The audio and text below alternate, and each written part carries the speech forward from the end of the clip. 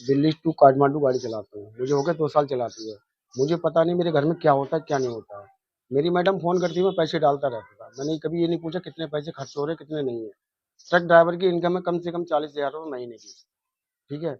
उसके बाद में मेरी पीठ पीछे क्या चल रहा है, क्या नहीं चल रहा है, इसके बारे में जानकारी नहीं है। जब जानकारी पड़ी, मैंने कहा मैं घर आके बताऊँगा, ठीक है?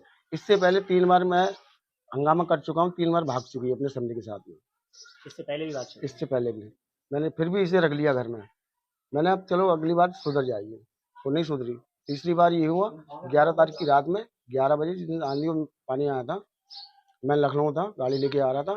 उसे पता लग गया ये आ रहा है कलेश हो घर में। समधी को फ़ोन किया, 700 रुपये वहाँ से गाड़ी करके आया। गाड़ी वाले का नंबर है, गाड़ी वाला खुद बयान करेगा।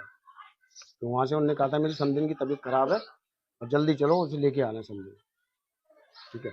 और मैं फ़ोन करता हूँ जहाँ वो बता रहे हैं कि उनकी बहन भाभी भैया घर पे हैं, वहाँ है नहीं। उनके भाई भैया मना कर रहे हैं कि हमारे घर से चली गई, और वो लोग यही कह रहे हैं भाई भैया घर पे हैं। और इतना मैं जानकारी सुबह भी करके आया हूँ, उनके मुन्नी के मकान में किराए पे रह रहे हैं बिल्लू सिंह, उन वहाँ थे वो सुबह।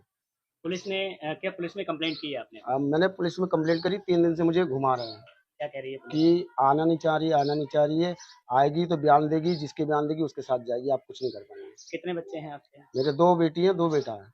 अच्छा, तब आपने पुलिस से और कुछ नहीं कहा कि इस तरीके के आप हमारी मदद नहीं कर रहे? मैंने आप उनसे बहुत कहा, तो मैंने कहा कुछ नहीं हो सकता इसमें। बोले आप वहाँ जाइए मजिस्ट्रेट के पास, वहाँ कंप्लेंट दीजिए। बेटी की एक की शादी हुई है। एक की शादी हो गई है।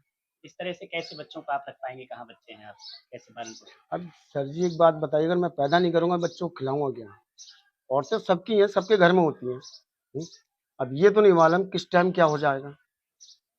बड़ी लड़की की शादी हो गई, उसकी एक बेटी पुलिस का है। कहना ये भी है कि वो अपने मायके गई हुई है भाई के नहीं मायके नहीं है, इस चीज के मैं गवाहों भी चले तो अभी पकड़वा सकता हूँ मेरे साथ।